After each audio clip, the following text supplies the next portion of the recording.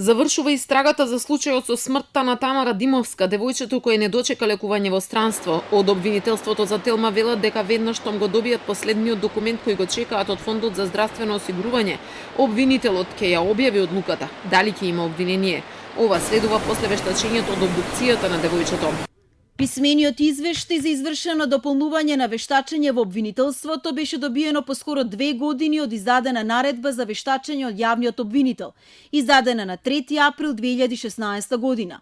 По добивање на дополнувањето на вештачењето се наметна потребата од дополнителна документација од Фондот за здравствено осигурување на Македонија. По добивање на документацијата, во најкраток можен рок се очекува јавна обвинителска одлука. Од Фондот за здравствено осигурување велат дека поради тоа што се води истрага за овој случај, не можат да одговорат на прашањата за тоа кога ќе го испратат документот и за што точно се работи. Според обвинителството ова ќе биде последно пред да се донесе одлуката на која се чека повеќе од 3 години. За сега тоа не е известено дека е прифатена апликацијата на Хелсиншкиот комитет во судот во Страсбург поради предолгата истрага која ја води. Меѓународниот суд досега не побарал никаков допис, но Телма веќе објави дека апликацијата влезе во судот за човекови права.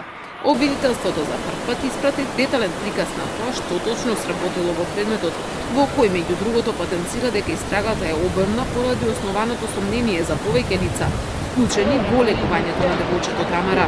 Кривичната пријава од Хелсиншкиот комитет и мајката на Тамара Димовска беше против екс-министерот за здравство Никола Тодоров, поранешните директори и членови на управен одбор на фондот и председателите на комисиите кои одлучуваат за лекувањето во странство.